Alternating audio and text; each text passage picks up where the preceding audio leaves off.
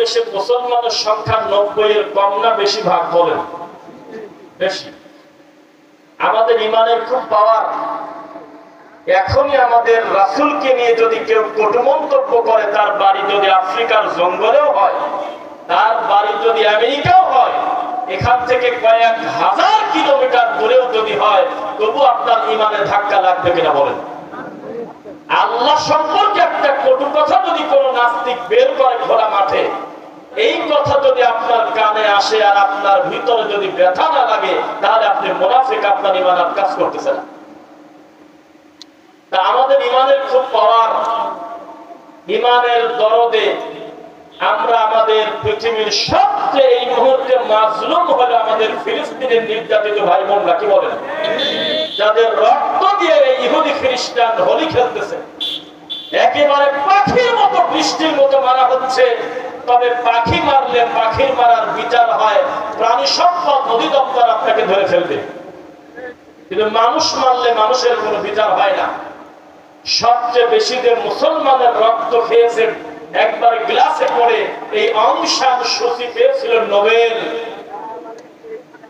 1,40,00,000 মতান্তরে 2 কোটিও না। এই ইহুদির মাস্টার প্ল্যানে সারা পৃথিবীতে প্রায় 200 কোটি মুসলমান আমরা আরশের মালিকের দিকে তাকায় মুনাজাত করতেছি, আল্লাহ আবাবিল দিয়ে আপনি ধ্বংস করে দেন, আপনার আসমানের ফয়সালা দিয়ে, আপনার আসমানের ফয়সালা দিয়ে আপনি ইহুদি জালেমদেরকে ধ্বংস করেন। কিন্তু মায়ের কমতেছে না, বাড়তেছে না। কথা বুঝে বলবেন? মুনাজাত কম হচ্ছে না, নারায়ে তাকবীর দিয়ে ইমানের জোরে রাস্তায় বের হওয়া কম হচ্ছে না, আল্লাহর ঘরে মসজিদের মুসল্লিদেরকে নিয়ে কান্নাকাটি কম হচ্ছে না, জুমার খুতবায় প্রতিবাদ কম হচ্ছে না, সালাতের ভিতরে তাদের জন্য দোয়া কম হচ্ছে না। এত কিছু হওয়ার পরেও মায়ের পরিমাণ কিন্তু কমতেছে না। তাহলে সমস্যা কোন জায়গা? সমস্যাটা আছে, আছে কিনা? সমস্যা আছে। আচ্ছা, ডাক্তারের কাছে যখন আপনারা যান, হাতের একটা অংশ কেটে গেছে 1 ইঞ্চি, তো ডাক্তারের কাছে যখন যান, তখন ডাক্তারটা আপনার কপালে সোমা দেয় নাকি কয়? বুকে টেনে নেয়? কথা বলেন। ডাক্তারের কাছে আপনার শরীরের কোন একটা অংশ যখন কেটে যায়, এ কারণে যদি কোন ডাক্তারের কাছে যান, ডাক্তার কি বুকে টেনে নেবে আপনাকে? যে আমার সোনার চাঁদ এসেছে, চোখ সুন্দর, কান সুন্দর, মুখ সুন্দর, চেহারার গঠন ভালো, গোটা শরীরে একটা ফুলের টোকা নাই, শুধু এক জায়গায় একটু কাটছে, তাতে অসুবিধা কি? আসো আমার বুকে আসো, তাকে বলবে? বরং কোন কোন জায়গায় ভালো এটা দেখার টাইম ডাক্তারের নাই। ডাক্তার দেখবে কাটা কোন জায়গা, ডাক্তার দেখবে অসুবিধা কোন জায়গা, ওই জায়গা তাড়াহুড়া করে সেলাই করে একটু ব্যথা দিয়ে হলেও এই লোকটার যাতে পুরো শরীর ভালো থাকে সেই চেষ্টা করবে কিনা বলেন? তো মুসলমান আমাদের প্রশংসার শেষ নাই। আমরা রাসূলকে ভালোবেসে আল্লাহর বিধান দাঁড়িয়ে রেখেছি, সালাত আদায় করি, রমাদানে শব্দ সিয়াম পালন করেছি, সামর্থ্য থাকলে হজে যাই, 2.5 টাকা হারে নেশাব পরিমাণ সম্পদ থাকলে যাকাত দেই। অনেক ভালো গুণ আমাদের আছে, আছে কিনা বলেন? কয়েকজন আলেমের ডাকে ঢাকাতে সর্ববৃহৎ সম্মেলন হয়েছে গাদাবাসীর জন্য, হয়নি কিছুদিন আগে? হয়েছে। এতগুলো ভালো দিকের ব্যাপারে একটু 2-1টা কথা বলবো যাতে আমাদের ইমানটা জাগ্রত হয়। যেই দিন ঢাকাতে ফিলিস্তিনের মাজলুম ভাই বোনদের পক্ষে একেবারে চিৎকার দিয়ে আমরা রাস্তায় বের হয়েছিলাম, সারা পৃথিবীর ইহুদি খ্রিস্টান দেখলো বাংলাদেশে কত বড় ইসলামী ভালোবাসার মানুষ তারা আছে। নিউজ পর্যন্ত হলো আমাদের এই বাংলাদেশের ছবি নিয়ে। দুর্ভাগ্যজনক বশত ঠিক তার পরের দিন ছিল পহেলা বৈশাখ। এই পহেলা বৈশাখে কিছু টুপিওয়ালা দাড়িওয়ালা রাস্তায় ব্যানার নিয়ে বের হয়েছিল। আমি কি বানায় বলছি কিনা বলেন? এমনও কিছু লোক ছিল যারা কোরআনের তাফসীর লিখছে, মুফতি। এই লোকটা ব্যানার ধরে সামনে দাঁড়ায় লেখা পহেলা বৈশাখ, ওহে আমার নববর্ষ, এ কথা বলে তারা মিছিল করতেছে। এই জাতি মোনাজাত করলে সপ্তম আসমানের উপরে যাওয়ার কথা তো দূরের কথা, সামিয়ানাও পার হবে না। ধর্ম নিয়ে ইয়ার্কি ঠাট্টা আমাদের এই দেশে চলে। এই দেশে পাগলা মসজিদের কৌটা খোলার পরে আগে একটু সলি বলি হতো, হিসাব বুঝতে দিত না, শয়তানরা খেয়ে ফেলতো মনে হয়। একটা মহিলা মানুষ এবার বিবৃতি দিল 80,73,72,205 টাকা হয়েছে। 3 মাস, কয় মাস? 3 মাস পর পর কৌটা খোলে। পাগলা মসজিদের কৌটাতে সোনা কত ওঠে তা বলবো না, গরু ছাগল কত আসে তা জানি না, তবে শুধু নগদ টাকা ওঠে হলে অন্তত 3.5 কোটি। এটা ভালো লক্ষণ না। ঠিক ওই পাগলা মসজিদের পাশে আমরা মাহফিলে গিয়ে দেখেছি আল্লাহর ঘরে কার্পেট পর্যন্ত নাই ঠান্ডার ভিতরে। কত এতিমখানায় সপ্তাহে একদিন গরুর মাংস খেতে পারে না, কত বিধবা মহিলাকে একটা সেলাই মেশিন কিনে দেওয়ার লোক নাই, কত অসহায় পড়ে আছে।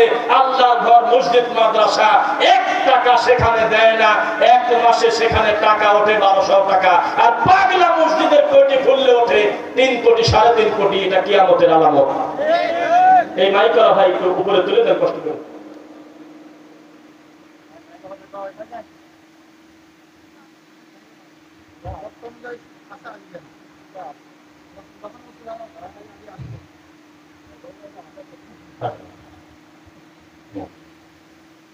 মনে রাখবেন, দিন নিয়ে ইয়ারকে ঠাট্টা করলে তার শাস্তি, কঠিন শাস্তি আছে কিনা বলেন? অবশ্যই শাস্তি আছে। তাদের সবচেয়ে বড় দুর্বলতা আল্লাহর জিকির, মানে আল্লাহর কথা যখন তাদের সামনে আসে, কথা ছিল পুরাতন কিন্তু ও আমল করে না, জন্য তার কাছে লাগতেছে নতুন। এর আগে কোনোদিন শোনে নাই যে টাকলো ঢেকে কাপড় পরলে জাহান্নামে যেতে হবে ওই অংশ পুরুষের জন্য।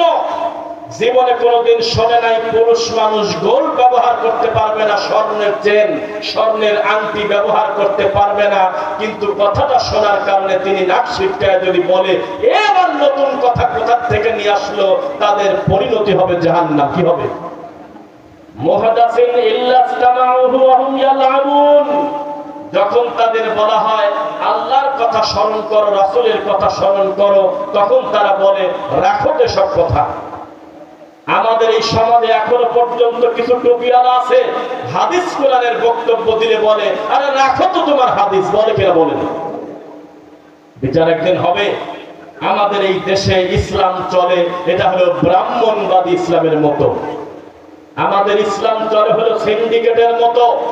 এই সমাজ সুদ মেনে নিয়েছে, ঘুষ মেনে নিয়েছে, পরকিয়া মেনে নিয়েছে, জেনা ব্যভিচার মেনে নিয়েছে, তবে রাসূলের সুন্নাত মানতে পারে নাই। এই জাতির কল্যাণ কিভাবে হবে? যেই জাতি পাগলা কথাটা লেখা থাকার কারণে কোটি কোটি টাকা দান করে, আজকেই যদি পাগলা কথাটা মুছে দেন, ওই মসজিদে দান কমে যাবে 10 ভাগের 1 ভাগ। এ জাতি হলো পাগল। আজকে আসতে একটা জায়গায় আলাদিপুর রাজবাড়ি জায়গার নাম, সেখানে দেখলাম জামাই পাগলের মাজার। নাম আছে, এরকম নাম শুনছেন?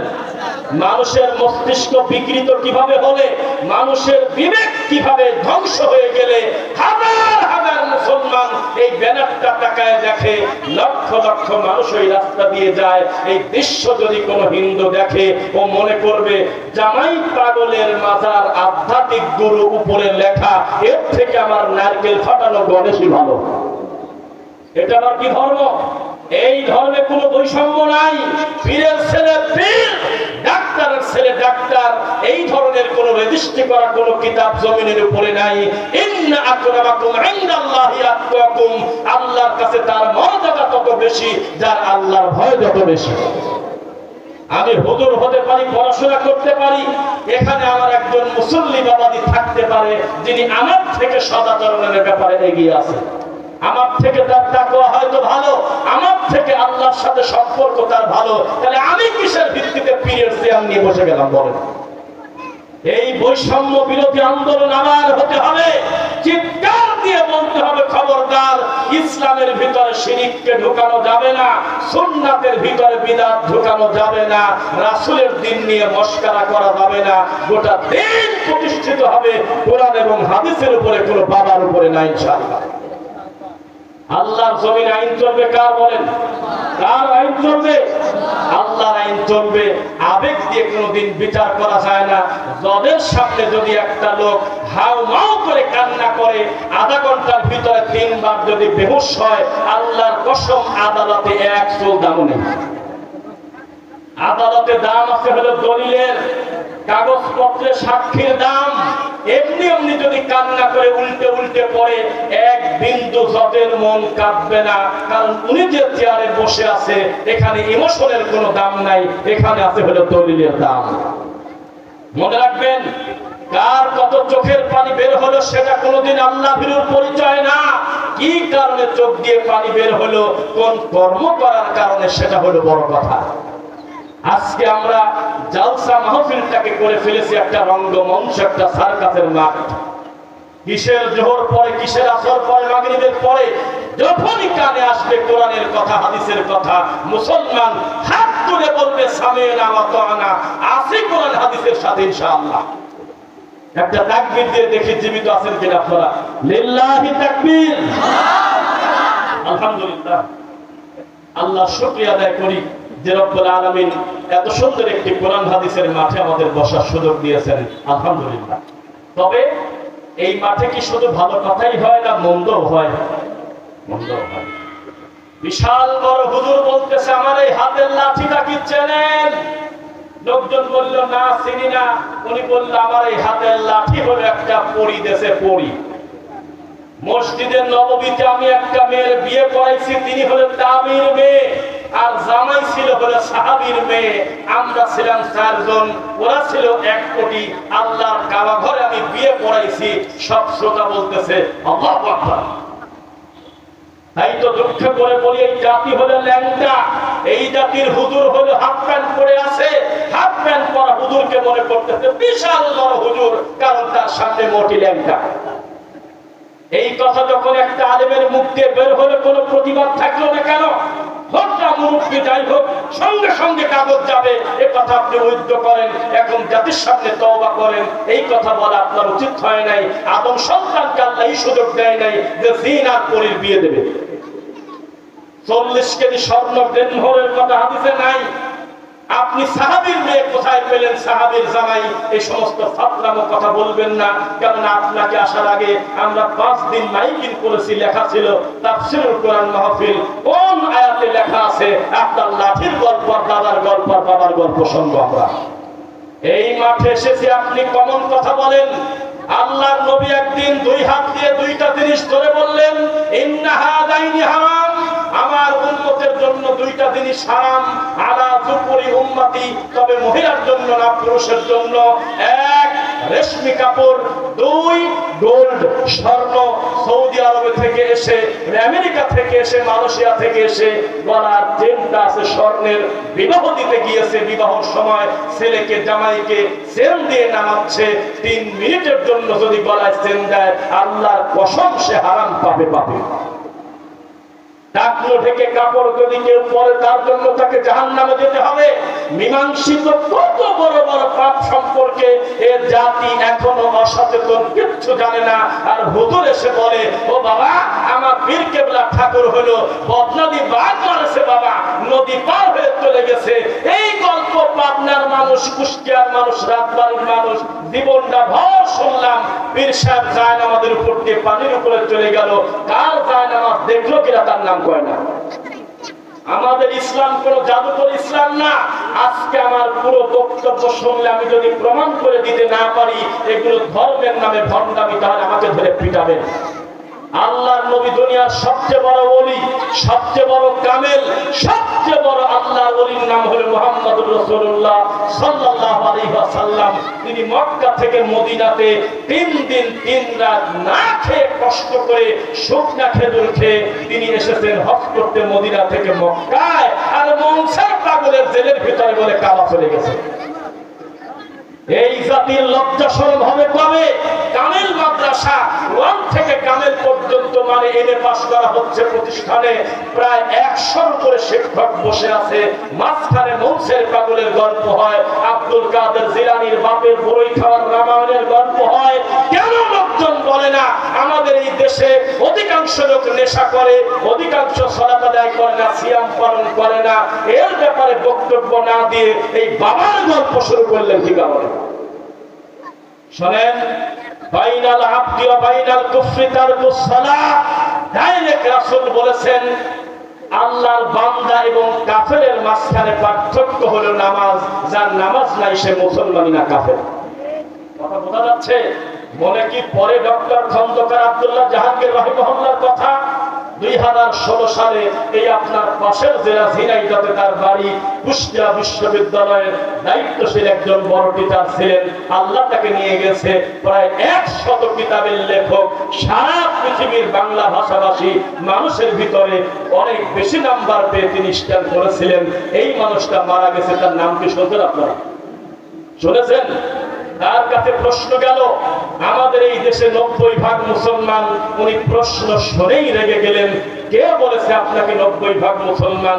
যেই দেশে 98 জন বেনামাজি, যে দেশে 80% লোক সুদখোর, যেই দেশে অধিকাংশ লোক গীবত করে, অধিকাংশ লোক কোরআন পড়তে জানে না, এই দেশের 90% মুসলমান। এর থেকে মিথ্যা কথা পৃথিবীতে হতে পারে? 90% মুসলমান তো পহেলা বৈশাখে গেল কিনা? হিন্দুদের পূজা মণ্ডপে হিন্দুরা ডাইরেক্ট সাক্ষী দিচ্ছে, আমাদের পূজা মণ্ডপে মুসলমানরা না আসলে তো পূজাই হবে না। ওদের নাড়ু খায়, ওদের বাতাসা খায়, ওদের জিলাপি খায়, ওদের সঙ্গে উঠা বসা করতে করতে আমাদের ধর্ম হলো একেবারে হয়ে গেছে দুর্গার দরগার মতো। দূর থেকে বোঝা যায় না এটা কি মসজিদ না মন্দির। কাছাকাছি গিয়ে দেখা যাচ্ছে না রে এটা তো মসজিদও না মন্দিরও না, এটা হলো একটা মরা পীরের মাজার, 3 তলা গম্বুজ। এটা নামাজের জায়গা না। কে কাকে বোঝাবে? ধর্মের নামে যত ধর্ম আমাদের এই দেশে হয়, আপনি মনে রাখবেন অধিকাংশ শিরক বেদাত পাইছি আমরা ইন্ডিয়া থেকে। বেশি দরদ দেখাতে দেন না, কিন্তু অধিকাংশ বেদাত আর শিরক পাইছি আমরা আমাদের পাশের দেশ ভারত থেকে। বর্তমানে পাশের থেকে কমছি বড়। ওদের দেশে এখন অন্তত একটা দেওয়ানবাগি নেই, ওদের দেশে ল্যাংটা নাই। একটা আশ্চর্য দেশে বসবাস করি, যেই দেশে 90% উপরে মুসলমান, সেই দেশে কোরআন হাদিসের বক্তব্য দিতে পুলিশের অনুমতি লাগতো কিনা? কথা বলেন না কেন? থানায় আমাদের আইডি কার্ড দিতে হতো। আমাদের বক্তব্য দেখে পুলিশ ভয়তে বলতো যে কাকে নিয়ে আসতেছে, মারামারি লাগে যাবে, দরকার নাই, বাদ দাও। এই অমানুষ, ধর্মের দায়িত্ব তোকে কে দিল? ইসলামের হালাল হারাম সম্পর্কে তুমি কি জানো? তুমি ধর্মের দায়িত্ব নিতে গেলে কেন? ধর্মের দায়িত্ব নিয়ে তারা যারা কোরআন এবং হাদিসের কথা বলবে ইনশাআল্লাহ। কে কার কথা শুনে আজকের এই বৈঠক থেকে আপনি সিদ্ধান্ত নেবেন আপনার জীবনটা চলবে কোরআন হাদিসের বাইরে না, বলেন ইনশাআল্লাহ। এবার আমি মূল আলোচনার দিকে ফিরে আসি। পৃথিবীতে একটা আশ্চর্য পাপ আছে, যেই পাপ করলে লোকটা দুনিয়াতে বেঁচে থাকে ঠিক, তবে জাহান্নামে তার জন্য ঘর তৈরি হয়। এই পাপ সম্পর্কে জানা দরকার আছে কিনা? সেই পাপ কি? কেউ যদি রাসূলের উপরে মিথ্যারোপ করে, হাদিস রাসূলের নামে চালায় দেয়, আর ওই হাদিসটা যদি আমার রাসূলের না হয়, তার থাকার জায়গা জাহান্নাম। ও হুজুর, তোমার মুনাফিকি ধরতে পারি না আমরা? ওই ইসরায়েল, এই কুকুর, পশু জানোয়াররা যখন আমাদের ফিলিস্তিনের ভাই বোনদের উপরে হামলা করে, হাসপাতাল পর্যন্ত উড়ে যায়, নিরীহ মুসলমান বাচ্চাদের রক্ত দিয়ে তারা গোসল করে, এত নির্মম নির্যাতন করে, আর তোমার ভালোবাসার রাষ্ট্র যখন বোম মারে, একটা কুত্তাও মরে না। জেনে রাখবে, তুমি যাকে আইডল মনে করো, তুমি যাকে পছন্দ মনে করো, সে হলো ইহুদিদের বি টিম। বি টিম বোঝেন? ইহুদিদের আলাদা একটা টিম, যাদের ধর্ম হলো সাহাবীদের গালি দেওয়া, যাদের কাজ হলো আম্মাদান আয়েশার নামে আল্লাহর কাছে লানত বলা, যার কাজ হলো উসমান রাদিয়াল্লাহু আনহুকে কাফের বলা। বলেন তো তারা কারা? অথচ আমাদের দেশে শিয়া প্রেমী আছে না নাই? বলেন তো দেখি। সবচেয়ে বেশি এখনই যদি বাংলাদেশের সাথে বা কোন মুসলমান রাষ্ট্রের সাথে শিয়াদের যুদ্ধ লাগে, আমাদের এই দেশের আবেগীরা শিয়াদের পক্ষ নেবে। শোনেন, হিসাব বড় কঠিন। কেউ যদি একটা সাহাবী সম্পর্কে কটু মন্তব্য করে, আমরা তাকে সুস্থ মানুষ মনে করি না।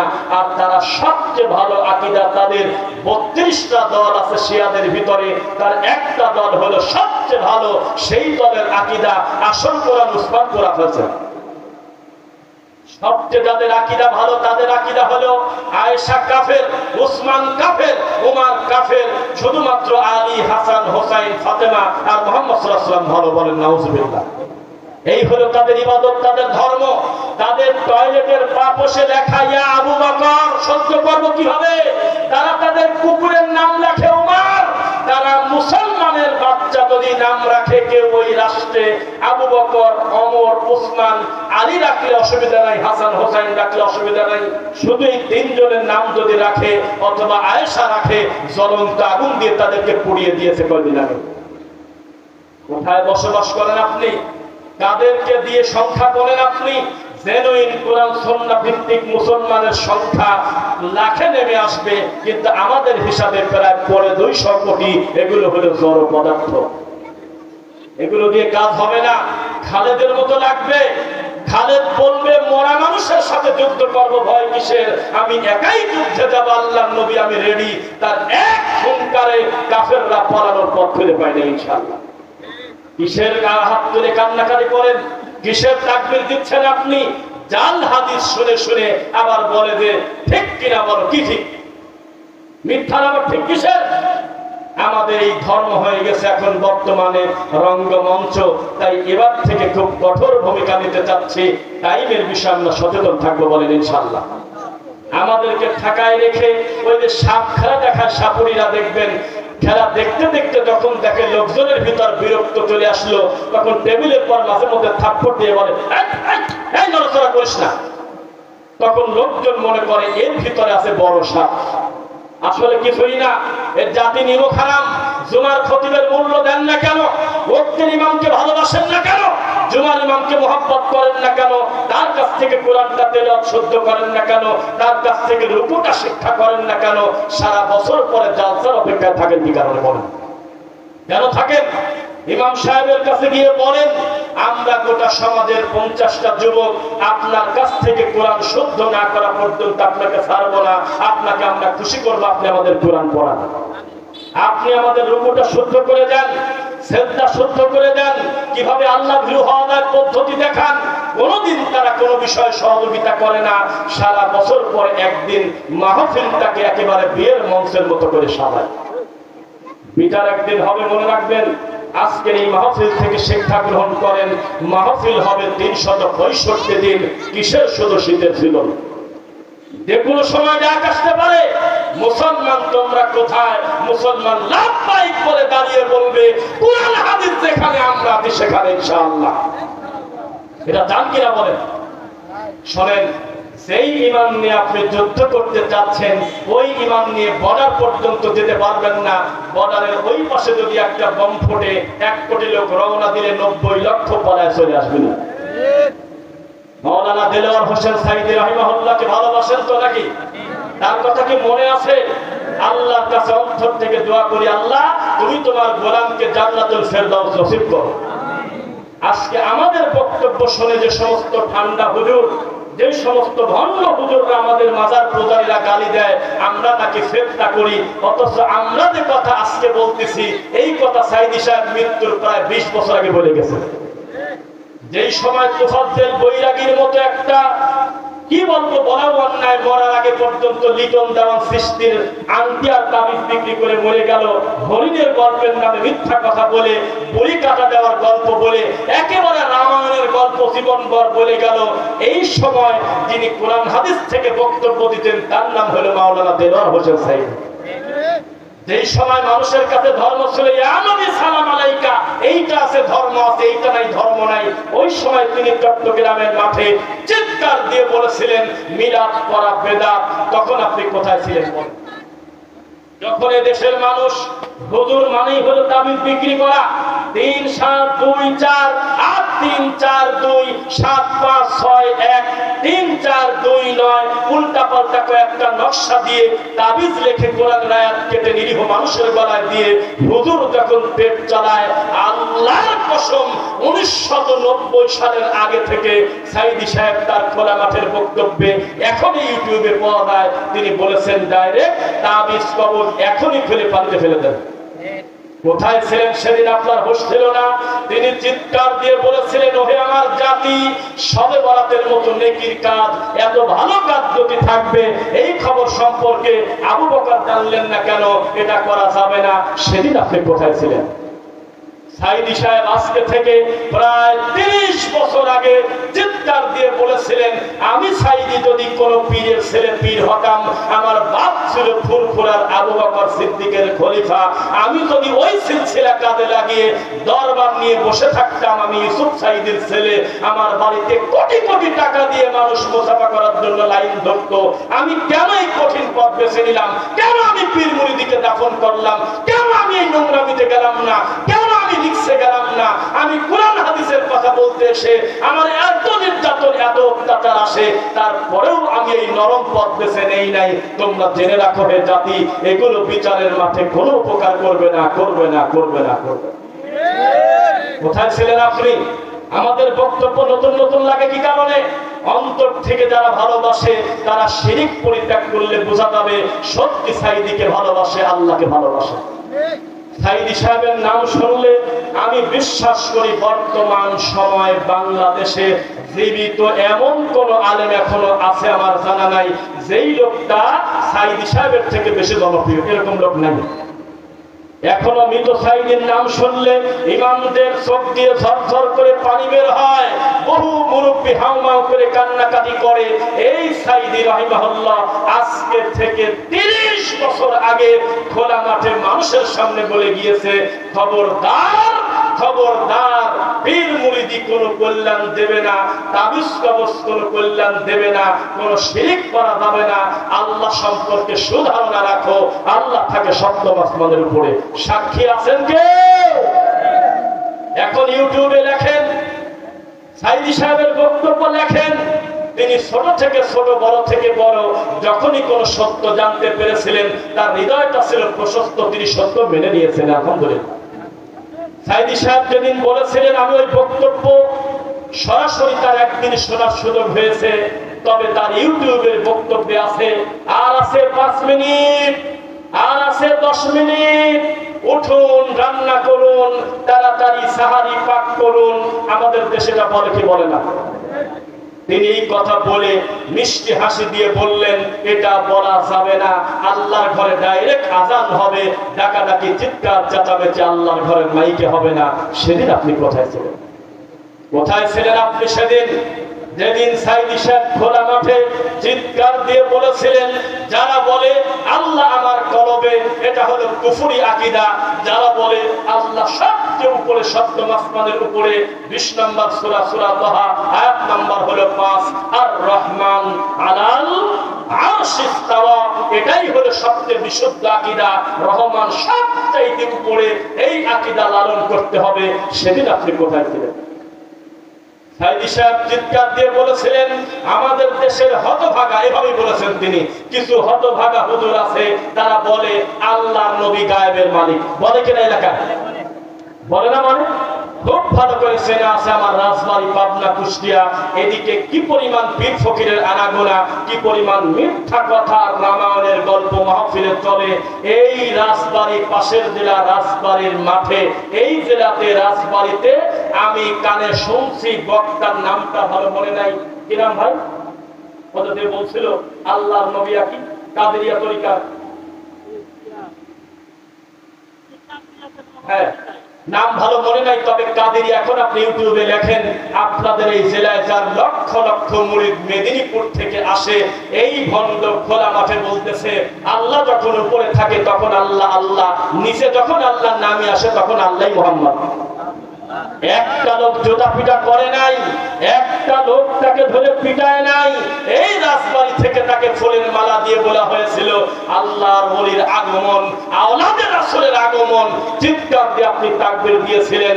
আপনার বিচার যদি না হয় তাহলে আমি মিথ্যাকার কি বলবো আপনাকে? বলেন, মন্দ কাজের সাক্ষী থাকা, মন্দ কাজে উৎসাহিত করা মন্দ কাজের মতোই পাপ কিনা? বলেন একটু, কথা বুঝতে চান না মনে হয়? নাম দিয়েছে কাদেরিয়া তরিকা, দৃশ্যমান শিরিক এবং কুফরের সাথে লিপ্ত। যদিও আমাদের এই দেশে আমাদের এই বক্তব্যগুলো খুব একটা দেশ লাগে না। যদি টিকটকের ওয়াজ করা যায়, ওই কিসের সাথে কোন নায়িকা কি করলো, এই অমুক কি করলো, তমুক কি করলো, আরো জোর বলো ঠিক কিনা, তখন এই ছেলে পেলে লাভ দিয়ে ওঠে, মজা পায়, ওই বক্তব্যের ভিউ বেশি হয়, তবে পাবলিকের কোনো উপকার হয় না। আমাদের দরকার ইমানের চিকিৎসা। কিসের চিকিৎসা বলেন? একটা মাহফিলে গিয়েছিলাম আমি, পোস্টারে লেখা, অধিকাংশ পোস্টারে লেখা থাকে যে গোরস্থানের উন্নতি কল্পে ইসলামী জালসা, থাকে কিনা কথা বলেন? থাকে। আমি বলেছিলাম যে গেলে দাদা মানুষ ভাত পায় না, মরা মানুষের জন্য বিরিয়ানি রান্না করা, এ তো অবস্থা খুব একটা ভালো না। গোরস্থানের আবার উন্নতি কিসের? গোরস্থানের উন্নতি মানে হলো চারদিক দিয়ে একটু দেওয়াল দেওয়া। গোরস্থানের উন্নতি মানে যাতে শিয়াল কুকুর লাশের হাত হাতে নিয়ে না যায়, আর কিচ্ছু করা যায় না, পাকা করা যাবে না, মন্দিরের মতো সাজানো যাবে না, কবর থাকবে স্বাভাবিক, এটাই হলো সুন্নাহ। কি বলেন?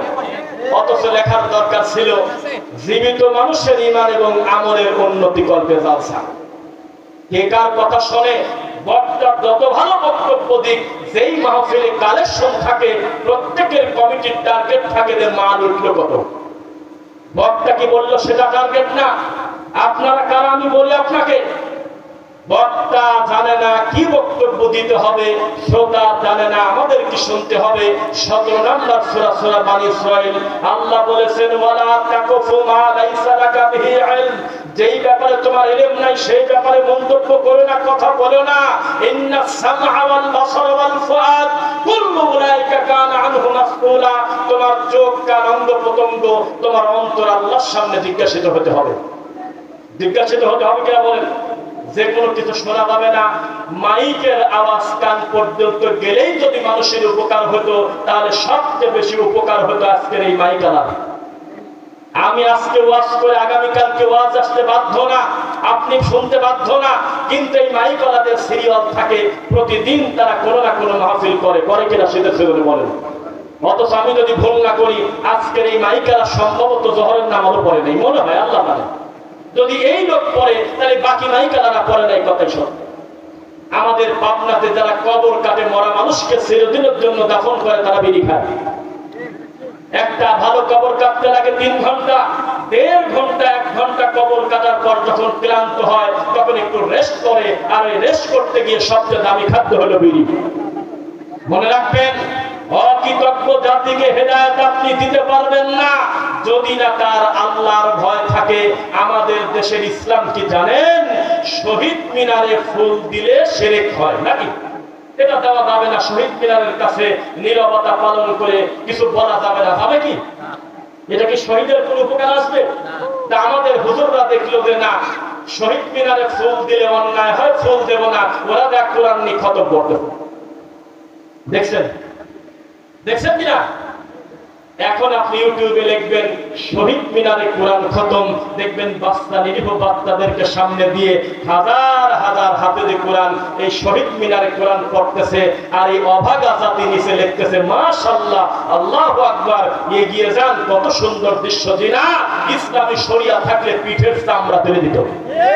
এটা কোরআন পড়ার জায়গা না, মরা মানুষের কাছে কোরআন পড়ার জায়গা না, অসুস্থ লোকের পাশে গোল হয়ে খতম পড়ার জায়গা না। যেই জায়গায় যা দরকার সেই জায়গায় তা করতে হয়। বুঝতেছেন না? কথা শোনা যায়?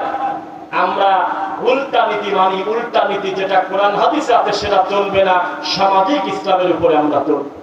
শোনেন, এখানে যদি আপনি বসে বক্তব্য দিতে গিয়ে যদি রাসূলের নামে মিথ্যা কথা বলেন, তাহলে আপনার থাকার জায়গা কোথায় একটু বলেন? কোথায়?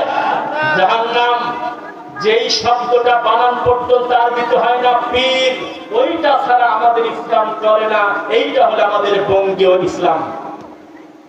ইমানের তাড়নায় সহ্য করতে পারে নাই, কে জানি বলেছে, কে কোথায় আছিস রে, কোকা-কোলা ফেলে দে।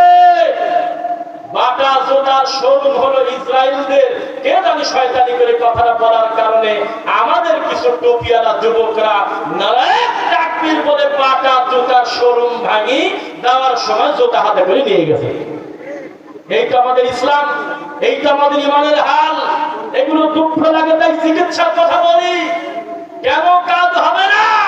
পাখির ঠোঁটে পাথর পড়লে মানুষ মিশে গেলে মুসলমান যদি 140 কোটি 150 কোটি যদি আল্লাহকে বলে, আল্লাহ আমার ফিলিস্তিনের মাসলুম ভাইদের বাঁচাও, রোহিঙ্গা মুসলিমদের বাঁচাও, কাশ্মীরের মুসলিমদেরকে বাঁচাও, ইন্ডিয়াতে নির্যাতিত মুসলিমদেরকে বাঁচাও, অবশ্যই আল্লাহ সাহায্য আসতে কিনা বলেন। কিন্তু আমরা কারা? জিহাদ করতে গিয়ে বাটা তোতা চুরি করে নিয়ে আসছে, পরের দিন বিক্রি করতে গিয়ে ধরা পড়ে আর টিভিতে নিউজ আসলো তারা এখন জেলে আছে। এই তো আমাদের ইমানের অবস্থা, এই তো আমাদের দিন পালনের অবস্থা। কে কাকে মূল্য দিবে? তাই আমাদের এক ভাই বলেছিল, যেই ইমান আমার নিজেরই কোনো উপকার আসে না, এই ইমান আবার আপনার কিভাবে উপকারে আসে? বোঝা কি যাচ্ছে কিনা বলেন? কিয়ামতের ছোট আলামত আছে প্রায় 52টা। গত জুমায় সিরিয়াল করে এগুলো আমরা বলেছিলাম। তার একটা হলো ফোরাত নদী শুকিয়ে স্বর্ণ বের হবে। কি বের হবে? স্বর্ণ বের হবে। তার একটা কঠিন একটা ছোট্ট আলামত আসবে যে পশু প্রাণী আর হলো জড় পদার্থ মানুষের সাথে কথা বলবে। আর একটা আছে দাব্বাতুল আরদ বের হবে। হাতে থাকবে সুলাইমান নবীর আংটি, হাতে থাকবে মুসা নবীর লাঠি, লাঠি দিয়ে তার নাকে গুতা মারবে, ওর লেখা উঠে যাবে কাফারা। আংটি দিয়ে তার নাকে গুতা মারবে, ওখানে লেখা উঠবে মিম মিম নুন, মানে হলো মুমিন। কিয়ামতের আলামত। পশু প্রাণী মানুষের সাথে কথা বলবে। আল্লাহর নবীর সাহাবী রাসূলের কাছে এসে বলতেছে, আল্লাহর নবী, একটা বাঘ নেকড়ে একটা হরিণকে বা ঘোড়া গাধাকে তাড়া করতেছে। তা আমি কি করলাম? দৌড়ে গিয়ে আমি ওটটাকে ধরে ফেললাম, হরিণটাকে ধরে তাড়াতাড়ি করে বাঁচায় আমি নেকড়েটাকে সরাই দিতে চাচ্ছি। যা যা। ন্যাশনাল জিওগ্রাফি নাম শুনেছেন? অ্যানিমেল প্ল্যান নামে একটা চ্যানেল ছিল, তখন হাতে গোনা কয়েকটা channel, piece TV, national geography, animal planet, এরকম ছিল না টেলিভিশনে? দেখবেন যে বাঘ যখন হরিণকে আক্রমণ করে তখন লোকজন দোয়া করে, আল্লাহ এই বাঘ যাতে হরিণকে ধরতে না পারে, যদি মিস করে তো পায় আলহামদুলিল্লাহ। জি না, এটা সৃষ্টির সিস্টেম, এটাই আল্লাহ তাকে রুদি দিয়েছে ওইভাবে। তো তখন যখন ওই হরিণটাকে সরায় নিল, আল্লাহর নবীর সাহাবীকে ওই নেকড়ে বাঘ মানুষের মতো করে ডেকে বলে, হে আব্দুল্লাহ, হে আল্লাহর বান্দা, তুমি কোন সাহসে আমার কাছ থেকে হরিণটাকে ছোটায় নিয়ে গেলে? অথচ এই হরিণটা ছিল আমি আল্লাহর পক্ষ থেকে রুজি। আমার খাদ্য তুমি নিয়ে গেলে কেন? আমার প্রতি তুমি ইনসাফ করো নাই।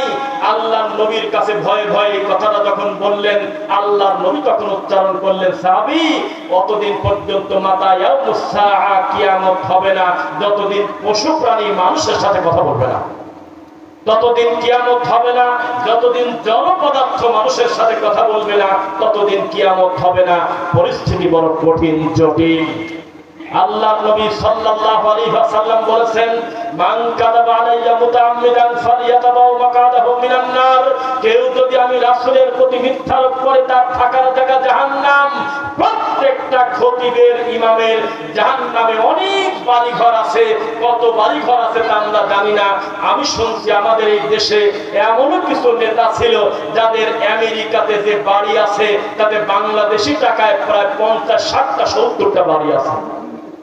এমনও কিছু খারাপ লোকের সম্পদ আছে, পদ্মা সেতু 32টার যে মূল্য, একাই সে ওই টাকার সম্পদ। আমাদের এই দেশটা গরিব আপনি বললেন কিভাবে?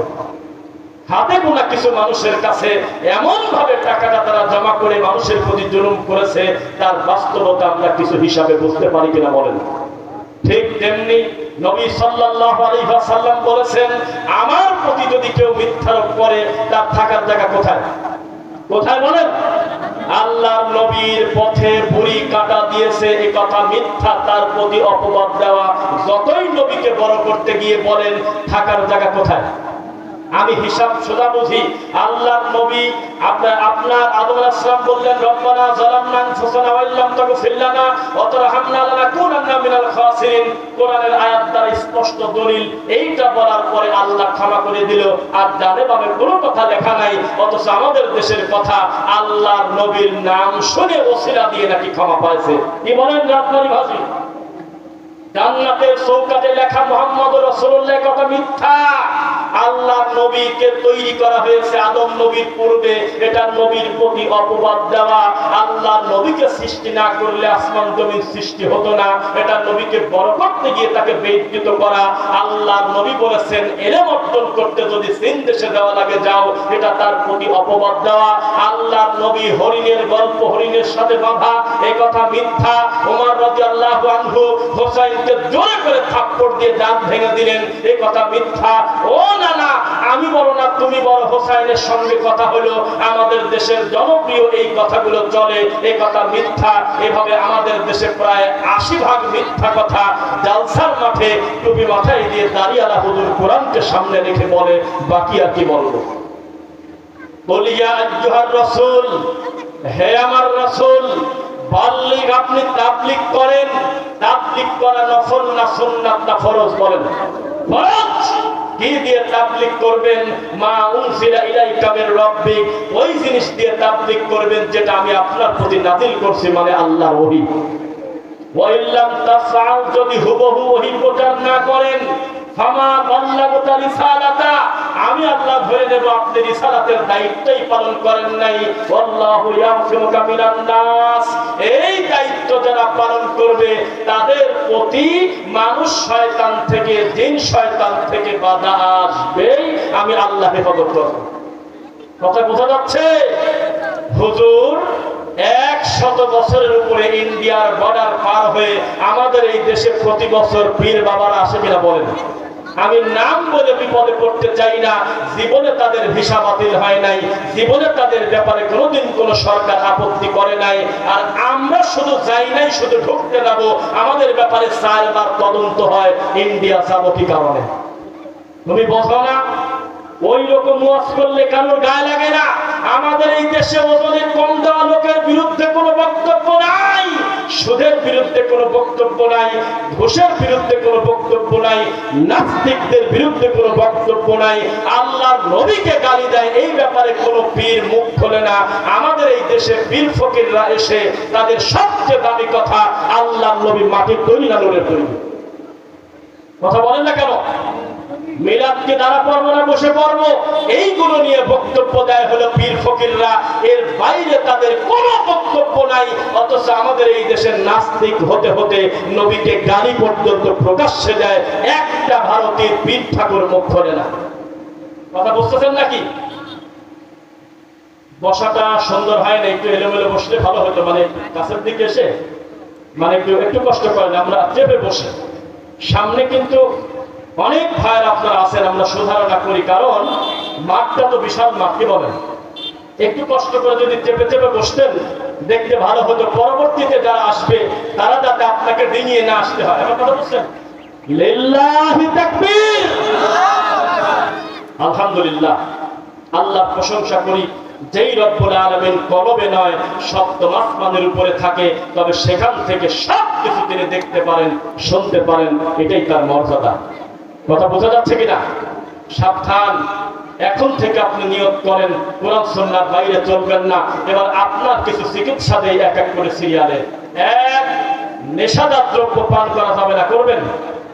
নেশাদার দ্রব্য, জর্দা, তামাক, বিড়ি, গুল, গাঁজা, ফেন্সিডিল, ইয়াবা, সেটা লিকুইড হোক বা নাই হোক না কেন, এইটা খেলে জাহান্নামে তাকে একটা খাদ্য খাওয়ানো হবে। কেউ একজন বলেন তো সে খাদ্যের নাম কি? তিনাতে খাবাল। আল্লাহর নবী ওমা তিনাতুল খাবাল, তিনাতে খাবাল আবার কি? নবী বললেন আরাকু আহলিন নার আও উসারাতু আহলিন নার, জাহান্নামীদের শরীরের গলিত রক্ত, পুঁজ, পচা জিনিস ধরে ধরে এই জর্দাখোর, নেশাখোর, বিড়িখোর, তামাকখোর, গুলখোরকে বলা হবে খা। এটা তাদের তৃষ্ণা মেটাবে না, এটা তাদের কোন তৃষ্ণাও মিটাবে না, তাদের ক্ষুধাও নিবারণ করবে না, তাদের নারী বুড়ি ছিঁড়ে বের হয়ে যাবে। এর নাম হলো জাহান্নামের খাদ্য। আমাদের দেশে আল্লাহর কসম করে বলি, জাতি, আমার এই বক্তব্যটা যদি মনে থাকে, আপনি তদন্ত করতে লাগেন, বিচার কিয়ামত ততদিন হবে না যতদিন আমার উম্মত নেশাদার দ্রব্যকে হালাল মনে না করে। কথা বলেন না কেন? নেশাদার দ্রব্যকে তারা হালাল মনে করবে। বলেন তো দেখি, মদখোররা কি মদ হালাল মনে করে খায় না হারাম মনে করে খায়?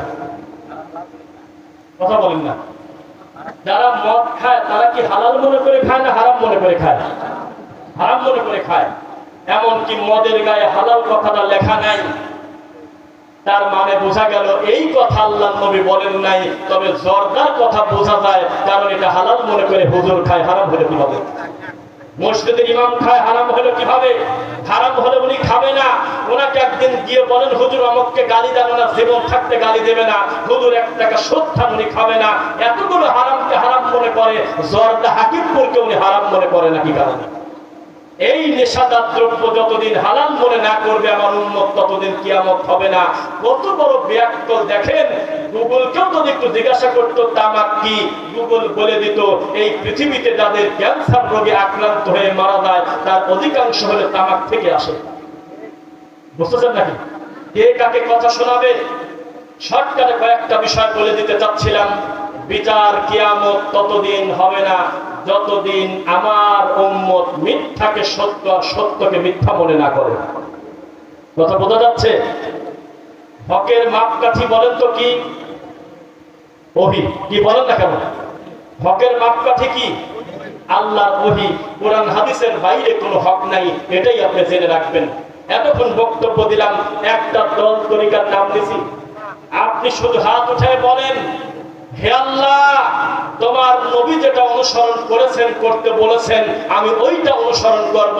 অটোমেটিক আপনি আমার প্রিয় ভাই, ঐক্যের ভাই। কে বলেছে আমরা ঐক্য চাই না? এখন যদি হিন্দু ডাক দেয়, ঠাকুর মাকুর সব উল্টে বসে বলে হিন্দু জিন্দাবাদ, হিন্দুস্তান জিন্দাবাদ। মুসলমানদের দেখলাম কিছু কিছু ভিডিওতে দাড়ি পর্যন্ত টান দিয়ে ছিঁড়ে দিচ্ছে, দেখেছেন আপনারা? অথচ এক এক ঠাকুরের এক এক বক্তব্য। এক ঠাকুর বলতেছে যাদের বাচ্চা কাচ্চা হয় না তারা গোবর দিয়ে রুটি বানা খান। গাভীর সোনা পর্যন্ত এই ঠাকুররা কি পর্দায় নিয়ে গেছে, বোতলে ভরে ভরে গেছে, জানেন আপনারা? দেখেন নাই? হিন্দুরা গাভীর পেশাব খায়, বোঝেন না? কথা ঠিক বলেন না? এত নিকৃষ্ট বুঝ থাকার পরেও মুসলমানদের বিরুদ্ধে তারা সব হিন্দু এক। এখনই মনে হচ্ছে যে ইহুদিরা হলো 2 কোটি, কিন্তু মুসলমানদের সঙ্গে যদি যুদ্ধ লাগে ওয়ার্ল্ড ওয়াইড, সমস্ত মুসলিমরা একদিক দাঁড়িয়ে যাবে মুসলমানদের বিরুদ্ধে। কিন্তু মুসলমান যদি ডাক দেয়, উত্তর পাড়া মসজিদের লোক ডাক দিলে দক্ষিণ পাড়ার ইমামও কথা কয় না। কারণ ওই যে তাদের ভিতরে আল্লাহর ভয় নাই। এই কারণে আমাদের পরিস্থিতি আজকে কঠিন। যাই হোক, ও আচ্ছা আচ্ছা, সময় একটু বেড়ে গেল, কথা বলি আর ইনশাআল্লাহ। কি বলেন? আলহামদুলিল্লাহ। রাসূল সাল্লাল্লাহু আলাইহি ওয়াসাল্লামের ভবিষ্যৎবাণী, আমার উম্মতকে বলে দিও, আমার উম্মতের দিনদারিতা হবে ওই রকম যেইভাবে সকালবেলা মুমিন ছিল, বিকালবেলা সন্ধ্যায় সে কাফের হয়ে গেছে। একটা শব্দে কাফের হয়, একটা শব্দে মুমিন হয়। এটাকে জানেন আপনারা? হয়। সব জিনিস নিয়ে আর কি ঠাট্টা চললেও ইসলাম নিয়ে, দিন নিয়ে কেউ ঠাট্টা করলে সে ঈমান হারা হয়ে যাবে। হচ্ছে না ঈমান হারা?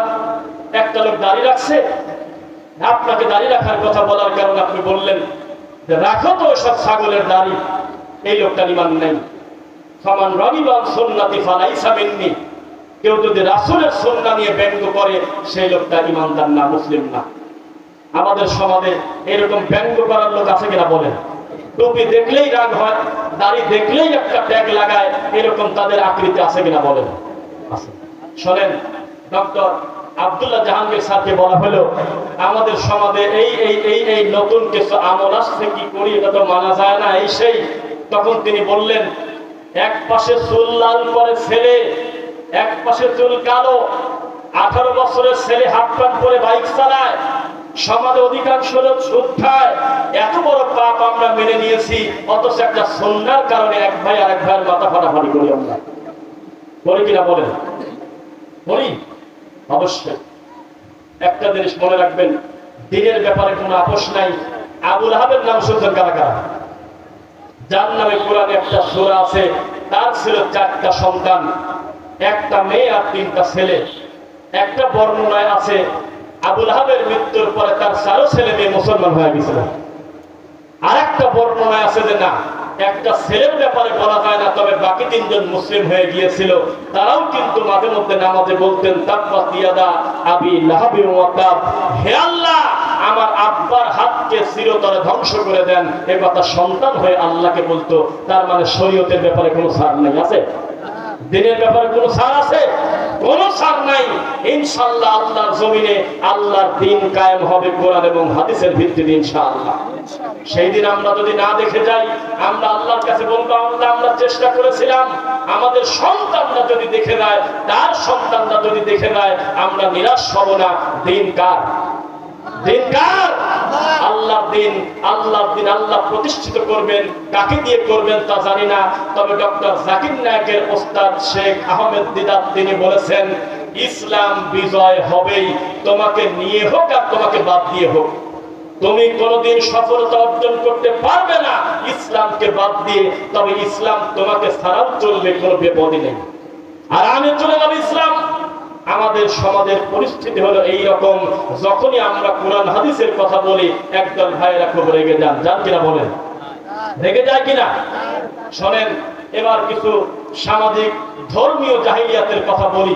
রাসূল সাল্লাল্লাহু আলাইহি ওয়াসাল্লাম বলেছেন লোক দেখানোর ইবাদতের সংখ্যা বাড়বে। সবাইকে আমার কথা বোঝেন? এহরামের কাপড় পরে একজন হাজী সেলফি উঠে ফেসবুকে দিয়ে লিখতেছে এহরামের কাপড় পরে আমাকে কেমন লাগছে বন্ধুরা। কি জবাব দেব দেন? নিজের বউয়ের ছবি ফেসবুকে দিয়ে লিখতেছে আজ আমাদের পঞ্চম বিবাহ বার্ষিকী, আপনারা দোয়া করবেন। কি দোয়া করবেন? 3 বছরের বাচ্চার কপালে কালো টিপ দিয়ে মিনিটে মিনিটে ছবি দেওয়ার বলে আমার ছেলেটা টয়লেট হয়েছে, বেশি দোয়া করবেন। কি দোয়া করবেন? এইটা আমাদের ইবাদত, এইটা আমাদের ধরন। এক প্লেট খিচুড়ি মানুষকে দিতে গিয়ে 10 বার সেলফি ওঠে। এই জামানায় গোপন দানও নাই, গোপনে কান্নাকাটিও নাই। কেউ কেউ মুনাজাত করে থাকে, রাজনৈতিক মুনাজাত। ক্যামেরাম্যানকে বলে আমার দিকে ফোকাস ভালো করে নেয়, চোখে পানি নাই, খালি কাঁদে। জিনা হবে না এটা। মুনাজাত মানে একাকী পার্সোনালি আল্লাহকে কিছু বলা। শেষ রাত্রে আস্তে করে রাত 3টার দিকে বেড থেকে উঠে গিয়ে পাশের ঘরে গিয়ে সিজদায় পড়ে হাউ মাউ করে কান্না করা, পিছনের পাপ স্মরণ করে, এর নাম হলো মুনাজাত। বউ মাঝে মধ্যে খুঁজবে কই গেল রে, এই একসাথেই তো শোনাম গেল কোথায়। খুঁজতে গিয়ে দেখবে লাইট বন্ধ করে আমার স্বামী আল্লাহকে সিজদা দিয়ে তার পাপের কথা বলতেছে, এর নাম হলো মুনাজাত। আমাদের দেশে মুনাজাত কি?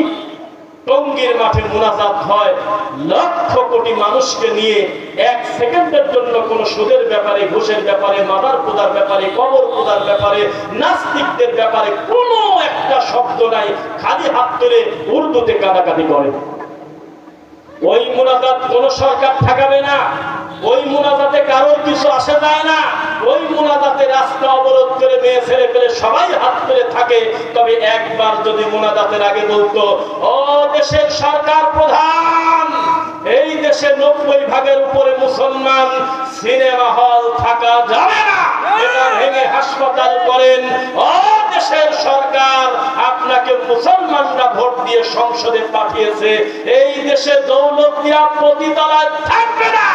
ওই হুজুর যদি আখেরি মুনাজাতের আগে বলতেন আমাদের এই দেশে সুদ ঘুষ থাকবে না, এই কথা বলে যদি মুনাজাত ধরতো, তাহলে পরবর্তী বছর আখেরি মুনাজাত করা তো দূরের কথা, অনুমতি পেত না। তোমার মুনাজাতের পাওয়ার কত আমরা দেখেছি। এক গ্রুপ আরেক গ্রুপের সাথে মারামারি করে 7টা অলরেডি মরে গেছে এক বৈঠকে কতবার। এই তো তোমার ইমানের পাওয়ার। একজনের হাতে কোরআন নাই, হাদিস নাই, সবার হাতেই ফাদাইল, সবার হাতেই ব্যাগ বক্সা, অথচ 2 ভাই মারামারি করে এক ভাই আরেক ভাইয়ের মাথা ফাটায় দিচ্ছে আর নিচে কমেন্টে লিখতেছে শহীদ হয়েছে। শহীদ তোমার বাপ ডেলিভারি দেবে না। শহীদ হতে ওহী লাগে। কি লাগে বলেন? ওহী লাগে। আর ওই শহীদের নাম শহীদ আলাদা করে লেখা যাবে না। পেটের ব্যথা, চাপা পড়ে মরা, এই ধরনের দেশ ব্যাপারে আল্লাহর নবী অগ্রিম ঘোষণা দিয়েছে। তাদের নামের আগে শহীদ এটা লেখার জিনিস না, তবে সুধারণা করার জিনিস। কিসের জিনিস? আমরা কোনো খাদ্যকে তবারক বলি না, কারণ আমরা নিশ্চিত জানি না এটা বরকতের খানা কিনা। তবে সাহারিকে বরকতের খানা বলি, কারণ তাসাহহারু ফাইন্না ফিস সাহুরি বারাকা, তোমরা সাহারি করো, সাহারিতে আল্লাহর বরকত আছে। আমরা কোনদিন কোন মানুষ মারা গেলে মরহুম বলি না, কারণ আমরা নিশ্চিত জানি না তিনি রহমত পায়ে গেছে কিনা। আমরা বলি আবু হানিফা রাহিমাহুল্লাহ, আমরা বলি আব্দুল জব্বার রাহিমাহুল্লাহ, আমরা বলি রফিক বিন সাইদ যদি মারা যায় বলবো রাহিমাহুল্লাহ, তবে মরহুম মাগফুর বলবো না, আল্লাহর উপরে ছেড়ে দেব। অথচ আমাদের দেশে মিনিটে মিনিটে শহীদ ডেলিভারি হয়। আল্লাহর নবীর সাথে যুদ্ধ করতে গিয়ে জীবনটা দিয়ে দিল, তখন আল্লাহর নবীর কাছে খবর আসলো, আল্লাহর নবী ওর কপাল কত ভালো, আপনার খাদেম অবস্থায় কাফেরের তীর বিঁধে মরে গেল, ওর মতো জান্নাতি লোক হয় কেডা। আল্লাহর নবী ধমক দিয়ে বললেন, চুপ করো, সুবহানাল্লাহ, নাউযুবিল্লাহ, এটা হতে পারে না, আল্লাহ কখনো না। আমি দেখতেছি ও জাহান্নামে যাবে, কারণ ওর গায়ের চাদর ছিল হলো যাকাতের অন্য লোকের হক। কোথায় থাকেন আপনি? আমাদের এই দেশে হিন্দু ও শহীদ, কথা বলেন না, হিন্দু ও শহীদ। বিচার একদিন হবে। আলহাজ না লেখার কারণে মন খারাপ হবে কেন? মাওলানা না লেখার কারণে মন খারাপ হবে কেন? পৃথিবীর সবচেয়ে দামি মানুষের নামটা মুখ দিয়ে শুনতে চাই। সবাই বলেন, আল্লাহর জমিনে সবচেয়ে দামি মানুষের নাম কি? বলেন বলেন, কথা বলে না দেখি। সবচেয়ে দামি মানুষের নাম কি? মুহাম্মদুর রাসূলুল্লাহ সাল্লাল্লাহু আলাইহি ওয়াসাল্লাম। আল্লাহর কসম করে বলতেছি, তার থেকে সম্মানী মানুষ জমিনে নাই। আছে? এই নবী পর্যন্ত কান্নাকাটি করে আল্লাহকে বলতেন, আল্লাহ আমার মৃত্যুটা আপনি শহীদ মৃত্যু হিসাবে কবুল করেন। বলতেন কিনা? আল্লাহ নবীর চাইতে দামি মানুষ আল্লাহর মাটির উপরে ছিল না। এই নবী পর্যন্ত ফাতেমাকে বলেছিল, ফাতেমা দুনিয়ার ধন সম্পদ কিছু লাগলে বাপ হিসেবে সাধ্য অনুযায়ী দিয়ে দেবো যদি লাগে, তবে পরকালের ব্যাপারে মুহাম্মাদের বেটি হিসেবে কোনো সুযোগ পাবে না, তুমি চুরি করলে তোমার হাত কেটে দেবো।